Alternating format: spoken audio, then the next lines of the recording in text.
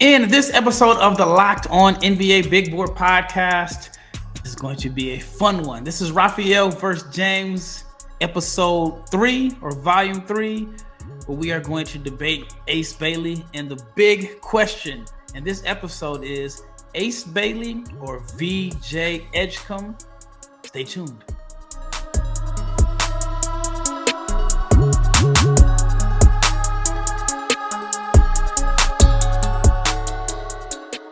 Big shout out to each and every person that has made the Locked On NBA Big Board podcast your first listen of the day. I am your host, Rafael Barlowe, along with my brother James Barlowe, and this episode is going to be fun. And this episode is brought to you by Game Time. Download the Game Time app, create an account, use the promo code Locked On NBA for $20 off your first purchase. And if you are not subscribed to the Locked On NBA Big Board YouTube channel, please subscribe, like, share, comment, click the bell so you can be notified every time we drop an episode. And also check out the Locked On newsletter at lockedondaily.com. It is your one-stop for ultimate team and league coverage delivered to your inbox every single day. So whichever NBA team you support, whether it is Locked On Thunder, Locked On Lakers, Locked On Bulls, Locked On Mavs, check it out. A newsletter delivered right to your inbox at lockedondaily.com. All right, James, let's get right into this episode. We've had a couple of debates. I wouldn't really call them spirited debates in a sense. I mean, we just had some debates here and there. I had mentioned that I think Ace Bailey is a lock at number 3. And you brought up some reasons why you think it should be open. Like you don't think that it is a lock. You don't think it's set in stone. You brought up some other candidates that you think could be in the mix at number 3. And one of the names that has emerged in, I'd say over the last week or so, is VJ Edgecombe. I can't sit here and say 2 weeks ago when we first did this series or the topic about who was the number 3 pick, VJ Edgecombe was in the category. But the way that he has played, he definitely deserves to be mentioned. But we got to talk about Ace Bailey's magnificent performance last night. We were both at the SMU game. And while we were there at the SMU game, we were checking our phones, looking at the box score. And James sits next to me, says, I think we have good Ace Bailey tonight. And at this point, he may have been like 3 or 4 from the floor. Ace was cooking, ended up coming home, watching the footage. For those that aren't familiar, Ace Bailey is probably one of the more polarizing prospects in this draft class. I think draft Twitter is probably a little bit lower on him than NBA scouts. But Ace Bailey had an Ace Bailey game. And the reason I say it's an Ace Bailey game is because he's one of the best I've seen on any level. And when he gets hot, I mean, it's like the rim really looks like the size of an ocean. He had 37 points, 6 rebounds, 13 of 20 from the floor, 5 of 8 from 3. And this is after a game where he was 4 of 17. But prior to that 4 for 17 game, he had a 13 for 15 game where he had 30 points, 7 rebounds. So with that being said, James, let me hear your thoughts on Ace's 37-point outburst against Northwestern last night. The most important part of the 37-point outburst was Ace got it done in a win. And prior 30-point outbursts, and I'm not blaming him, but prior 30-point outbursts like that, I don't believe they won those games, at least the one that was the Indiana game where he went crazy. Yep. They didn't win the 39 points against Indiana, and they lost the 30-point game against Penn State. And he was part of the reason why they were close. And he was part of the reason they lost because he got some texts. But yes, this is the first 30-point outburst where Rutgers got a win. And I will note before you get started, Rutgers was without Dylan Harper again, who is out with an ankle injury. And it looks like, I mean, he posted, I guess some people would call a cryptic Instagram post of him like waving farewell, and I don't know, man. It's what these kids do. Explain So, it. Explain it. I have no idea what you're talking about, so and he I'm posted. assuming I mean, who's he wasn't Ace? saying farewell, but there were images of him like he posted pictures of him like throwing a peace sign, and not saying he was leaving, but maybe he's out for some significant time. Maybe he was just being a Jin, whatever he is, and just decided to post pictures of himself.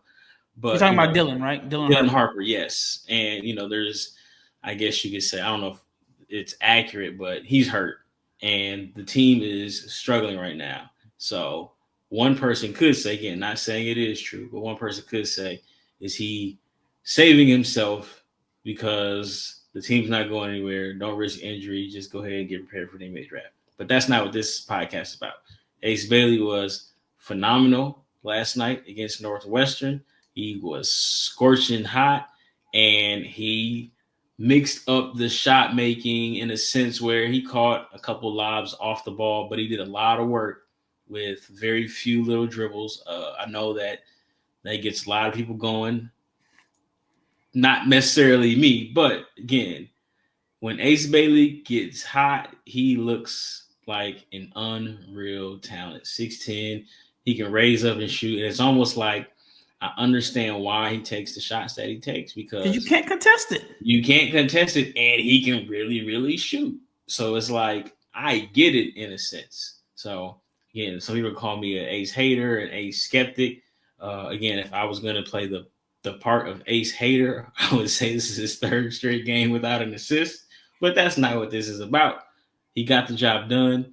What called for a win last night was him being super efficient and making shots, and that's exactly what he did. And at the end of the day, your box scores are cool, but did you help your team win? And that's exactly what he did. Yeah, it was phenomenal. I mean, like I said, when he's on fire, the rim looks like an ocean for him. And the way that he did it was in pure Ace Bailey fashion. I mean, of course, there were a couple athletic lob plays. I saw somewhere where somebody was questioning his athleticism, and they said that he's a good athlete, but he doesn't play athletically. Well, we saw the Penn State game. He put a dude on the poster. And even though I'm going to address that okay when we talk about VJ Edgecombe. Go ahead, though. All right. So he put the guy on the poster in the Penn State game. He got a tech for, I think, 2 techs. Then he dunked on somebody yesterday and taunted. And you know what? I mean, I'm all for that, by the way. I mean, I'm for it. I mean, it has to be in moderation in a sense. But I mean, like Hunter Salas tech. Yeah, I was getting ready to say off subject. Hunter got ejected for nothing. And like, I mean, I saw every time Cooper Flag gets a dunk, he grabs his nuts. Yeah, he hung on the rim, did the monkey swing, grabbed his nuts. So that is definitely true. But I mean, I like the competitive fire. I like the fire that Ace plays with. I like he rebounds. But one of the things that I noticed in this game was now Ace Bailey has never been labeled as physically strong, but it's almost like when you're on fire in a video game, all your accolades are boosted up. Ace was posting up yesterday. Like he literally had a couple possessions where it was like mouse in the house, not necessarily mouse in the house like he was shooting over the top of guys. That's what he does. But he was like bodying guys to his sweet spots. And so it just looks like the sliders were up on him, especially in the first half. I think he had 24 in the first. Here's the thing about it. Here's the thing about his physicality. He's physical when he wants to bang. He's just not physical when he's trying to turn the corner. And I don't know if that's a strength thing or understanding angles, because again, if I'm 6'10", real skinny, but I have the mindset to just lower my shoulder into your chest to create space, which is what he does extremely well, that's him being physical. But he doesn't have the physicality to turn the corner at times, at least consistently, and that's really one of my main issues with him. But I mean, I'm just the Ace hater according to some people who follow us. Well, I think there's the difference, and this is what I think. I mean, I can't say I played at a high level, but I mean, I've trained and worked with NBA players. I think the difference is if you're posting up and you're initiating the contact, the bump helps you get the separation you need. But when you're driving, that bump, if you don't have the strength, that bump can throw you off course and make I it agree. an unbalanced shot. So I think that's the difference. That when he is posting up, especially with the way he shoots, he's looking for the bump because once he gets the bump, you can't contest the shot. Only Cohen Carr is able to contest the shot. So I think that is the difference, is that he's initiating it to create the space to rise and elevate. And there's nobody better in college basketball when it comes to just stopping, popping, rising, and elevating. I mean, his shots are uncontested. There's a lot of times where guys don't even have a hand up because his quick twitch muscles to get to a shot with his high release, it just makes it almost an unblockable shot. But anyway, the performance, phenomenal. Like I said, it just looked like he was shooting an ocean. He made floaters. He posted up. He made dunks. He had your jab step threes. He had your face up threes. I mean, he was absolutely on fire. And before we get into a break, I want to talk about these numbers. In conference play, Ace Bailey is averaging 22 points a game, 1.8 blocks, 8.7 rebounds. He is shooting 47% from the floor and 44% from three on 5 attempts per game. But what makes the efficiency numbers crazy, because you'll take 47, 44 shooting splits. He had a 4 of 17 game. So you know how hot you have to be to where you can overcome a 4 of 17 game to shoot 47% from the floor? Because 4 for 17 in a 10-game conference slate will kill your efficiency. So he's had to have some incredibly hot shooting performances just to be efficient. And the free throw percentage is at 70% in conference play. But I will say this much. He was 6 of 6 versus Northwestern. He was 8 of 8 from the line. He's made his last 14 free throws. But what makes the Ace Bailey dynamic so interesting is he had the game against Penn State where he had 30 points, no free throws, all buckets. So I think Ace Bailey is a lock at number 3. And before we get into the second segment, my question for you is still, as of today, are you still believing that it's still a race and there's an open discussion for the number 3 pick in the 2025 NBA draft? Yes. Though I do have Ace number 3 right now, I feel like who we're going to talk about in the next segment, VJ Edgecombe, I feel like there's still going to be a dialogue. Because you know what? I'm going to be a smart GM and check all my boxes before I draft a guy. All right, up next, we're going to talk about Baylor's VJ Edgecombe. This is a message from sponsor Intuit TurboTax. Taxes was waiting and wondering and worrying if you were going to get any money back, and then waiting, wondering, and worrying some more. Now, Taxes is matching with a TurboTax expert who can do your taxes as soon as today. An expert who gives your taxes their undivided attention as they work on your return while you get real-time updates on their progress so you can focus on your day. An expert who will find every deduction possible and file every form, every investment, everything with 100% accuracy, all so you can get the most money back, guaranteed, no waiting, no wondering, no worries. Now this is Taxes. Get an expert now on TurboTax.com. Only available with TurboTax Live full service, real-time updates only in iOS mobile app. See guaranteed details at turbotax.com/guarantee. All right, second segment, VJ Edgecombe. Kristen Peek and I talked about VJ at length yesterday. She was at the Baylor BYU game. VJ is a player, and I'm going to say it again. VJ Edgecombe, if you are listening, if you're VJ's aunt, your uncle, cousin, homeboy, neighbor, runner, Girlfriend, agent, I apologize because in my last mock, I dropped VJ out of my lottery. I had him outside the lottery. I'll justify it by saying he just wasn't playing well. I mean, he had some duds against ranked teams, and I'm fluid when it comes to my evaluations. I'm going to speak how I feel at that moment, and how I feel right now is that he is, at the very minimum, solidified himself as a top 10 pick. I will say I did question the whole Baylor fit. And I had mentioned that I thought he was a hard eval for me because I saw how Keontae George didn't really look like himself at Baylor. And VJ did not look like the same player that we saw representing the Bahamas this summer. Now, injuries have kind of opened things up. Baylor's only playing 7 guys. Jeremy Roach is out. Langston Love has missed like the last 8 games. And what do you know? VJ's getting 30 balls, but he's not missing from 3. Like, he is not missing from 3. I'm going to just read off his stats in conference play, because to me, that is all that matters right now. 18 points, 3 assists, 4.7 rebounds, 46% from the floor, 48% from 3 on 5 attempts per game. He's also getting to the foul line 4 times a game. He's shooting 86% from the charity stripe. I still got Ace at number 3. VJ is rising.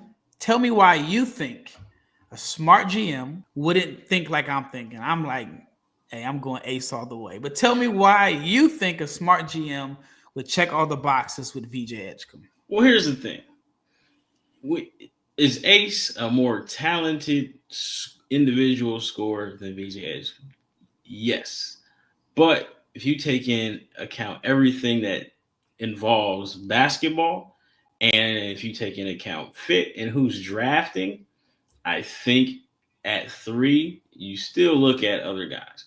If I'm Charlotte, do I take Ace Bailey, considering we got LaMelo, who's improved his free throw rate, but okay, let's say LaMelo's where he's supposed to be, right?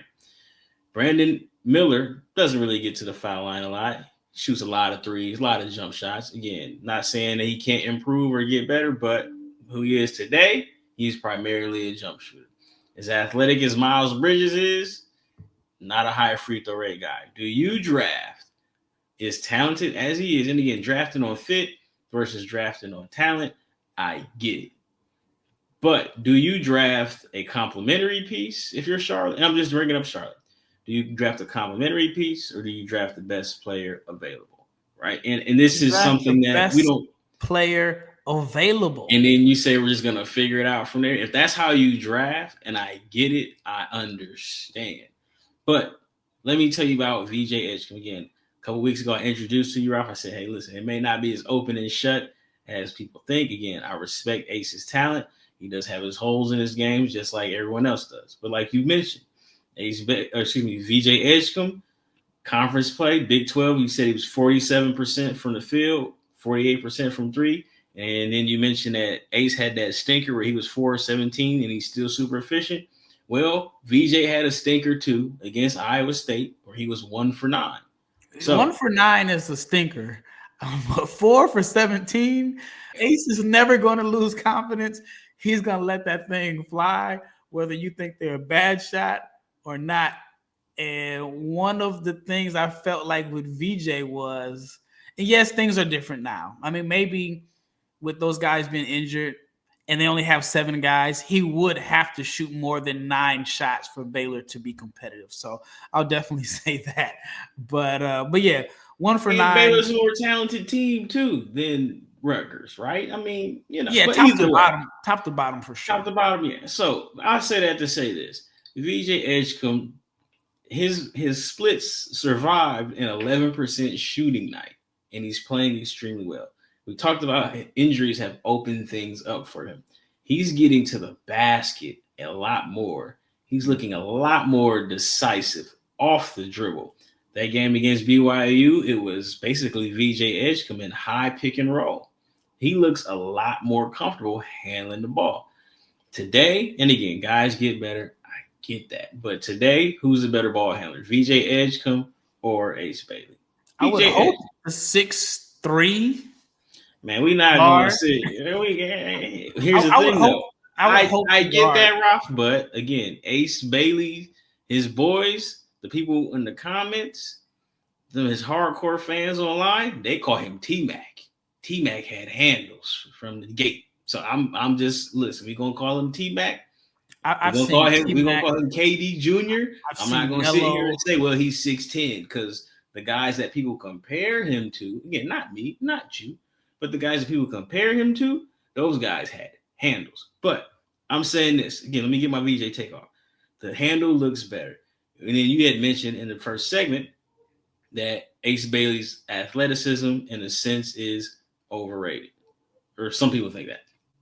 I'm kind of one of those people. Who do you think has more dunks, the 6'3" guy or the 6'10" guy? Probably VJ. VJ has 9 more dunks than Ace Bailey. Ace has 16 dunks on the season. Now, again, this is us doing the debate. Who is the more impactful defender? We're talking about blocks and steals, stocks. The 6'3" guy or the 6'10" guy?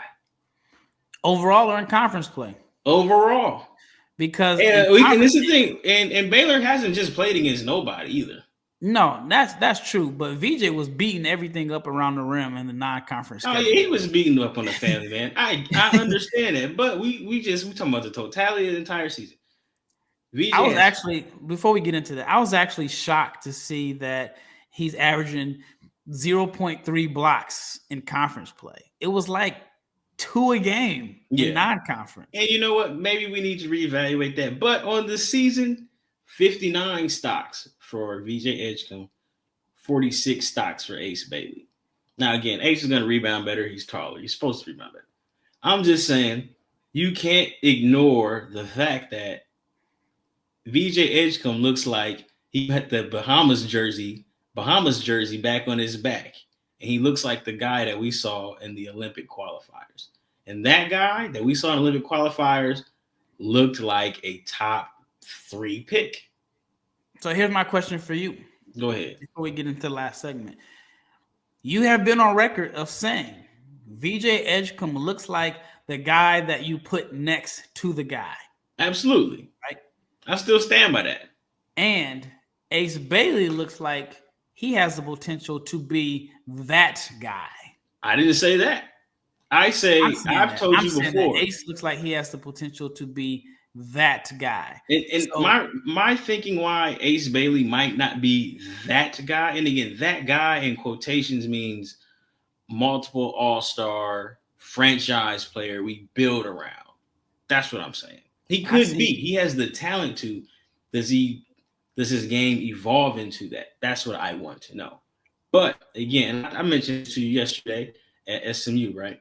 We're at the game. In a perfect situation for Ace, all his qualities, again, he can get better. But his qualities, 6'10" shot maker, weak side shot blocker, very good rebounder, good athlete. I don't want to call him a great athlete, right? Handles, work in progress, limited off the dribble, but he can create his own shot. I've said it before. And again, I know people are not going to like this, but I really don't care. But that's what Michael Porter Jr. sounds like on a championship team. Michael Porter Jr., $150 million contract. If Michael Porter Jr.'s back wasn't broken, he goes top 3 in that draft. And what does he look like as that guy who, again, good athlete, very good shooter, very good rebounder for his position, cutter, all of that stuff, but limited off the dribble. What does he look like in, I don't know who had that for Atlanta had that or had to pick that draft, or in Sacramento? What does he look like as the franchise player on those teams who are struggling? We don't know because he wasn't drafted as high as we thought he would go because of his back. Because Correct. Some teams are like, his back isn't going to allow him to be that guy. And I think that's a tough comparison. But I'm just saying, even I feel like there are 2, maybe even 3, if you depend on how this Ace situation like works. But there are 2, maybe even 3, I think, like in your face. I think Cooper Flagg is an in your face all-star superstar talent. I think Dylan Harper, all-star talent. I think Ace Bailey has all-star talent. Will he become an all-star talent? Kind of depends on how much he grows as a player. But then you got that next level of guys who it could work, maybe not be perennial all-stars, and I think that's what VJ Edgecombe is, where, again, if he's a 18, 5, and 4 guy on a winning team, almost like Jalen Williams in Oklahoma City, like those guys end up being all-stars. All right, up next, we're going to debate a little bit further on who is the better long-term prospect. Attending NFL playoff games is an unforgettable experience that brings fans together. And if you've been to an NFL playoff game or the Super Bowl, then you know all about the energy and the excitement of the atmosphere of a game with big stakes on the line. And Game Time has a new feature called Game Time Picks that makes getting tickets to big events like the NFL playoffs or even the Super Bowl even easier. It filters out all of the fluff, so you only see the incredible deals on great seats, so you don't have to spend so much time wasting time searching through thousands and thousands of tickets. So you can take the guesswork out of buying tickets with Game Time. Download the Game Time app, create an account, and use the code LOCKEDONNBA for $20 off your first purchase. Terms apply. Again, create an account, use the redeem code LOCKEDONNBA for $20 off. Download Game Time today. Last minute tickets, lowest price, guaranteed. All right, last segment. I'm going with Ace all the way. 6'10", athletic, rebounds, weak side shot blocker. What does athletic mean to you, Raf? What does athletic mean to me? Define his athleticism. Are you saying he's not athletic? I'm not saying he's not athletic. I mean, he's mobile. I'm also saying he's coordinated. He can be a vertical lob threat. He can run the floor. I mean, there's so many ways that he can impact the game with his length and his athleticism, mobility. I think if he's tuned in, he can be the type of defender that can switch and guard all over the floor. That's fair. Like, I'm just asking you to define what level of athlete do you think he is? Is he Derrick Jones level athlete? No. Who is? Is he Amin Thompson level? No. Is he okay? I got one for you. Is he as VJ? No, he's not. Is he Keegan Murray athletic? Yeah. Okay, that's fair. But I would say he's a better athlete than Keegan Murray. See, that's my thing. I think that kind of level athlete is where he is, and that's not bad. It's just not great. And again, athleticism is only a small part of who you are as an individual. But if you told me he was Keegan Murray athletic, again, I'm not comparing Ace Bailey to Keegan Murray. But like, if you told me he had that kind of athleticism at 6'10" with his shooting ability, like that sounds like a very, very good player is what I'm trying to say. Well, I just feel like people, I think his level of athleticism may be overstated, but I'm not trying to understate it by saying he's a bad athlete. Well, 2 years ago, people said Brandon Miller was an athlete. Brandon Miller gets to the league, and he's showing a different level of athleticism. Maybe it's spacing, because I remember like the analytical nerds had all types of breakdowns and documents and I mean, they had all type of stuff about Brandon Miller's lack of athleticism and the force coming from his legs. I mean, they just had all type of stuff. And Brandon Miller looks a lot more athletic in the NBA than he did in college. Listen, my job is to just ask questions. That's all I'm trying to do. Again, you paint it, not you, but people could paint it as hating. I just want to know, what are we, and it's not just Ace, it's everybody. Because I want to know what we're going to get. I want to see what these guys can develop into. Again, Ace has all-star level talent, but there are some things that I think are going to be situational just because of how he plays. Now, again, if you put him in a situation like we had mentioned, San Antonio, they got 2 picks. Atlanta's looking crazy right now because the second best player is out for the season, and who knows how it can go. If you got San Antonio, I want to touch on that. I want to briefly. What happens in Atlanta if Trae Young doesn't make the All-Star team and they don't have a pick in 2025, what can you do? does he say, all right, do we try to make it next year? I mean, what is making it? Like, are you going to be the 7th seed? Or do you say, do we miss the playoffs and try to hope for AJ or somebody in 2026? If you're Trae, do you look at your timeline and say, hey, man, SGA is about to win MVP? Luka's been to the finals. Anyway, that's just something that it just crossed my mind when I saw that Jalen Johnson was out and the pick could end up going to the Spurs, which could help the Spurs end up getting De'Aaron Fox and so on. And, because Atlanta right now, they're like 3 games below 500. And you can imagine that it's only going to get worse. And I'll say it loud. Atlanta got the number 1 pick in the draft, where it's not the draft where you want to have the number 1 pick. And I know some people say, you guys are talking about this draft being weak, it's too early. Man, I liked Alex Sarr. I'd have took him. I'd have dared him not to show up. That'd have been me. Yeah. Because obviously Jalen Johnson getting hurt sucks, but like imagine trying to deal with those dudes catching lobs, Jalen Johnson and Alex Sarr. And then you got Alex Sarr who has defensive all league defender talent. I would have been like, hey man, don't show up to Atlanta. I dare you. But that's just me. But, anyway. But I would say this. To bring it back, San Antonio gets a 3rd pick. I'm absolutely taking Ace Bailey, number 3. Like, for sure. Like, he's long, and I'm not going to ask him to be a super duper star because I already got my super duper star in Wemby, right? But at the same time, if Brooklyn gets number 3 pick, I'm probably taking Ace because I'm going to let him figure it all out because guess what? We're going to be right back here again in 2026.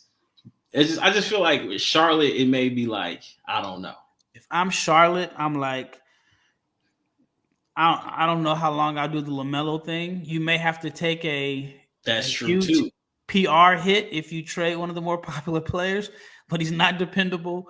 Mark Williams is always hurt. But in a perfect world, if they automatically get healthy, I'm thinking we might have LaMelo, Brandon Miller, Ace Bailey.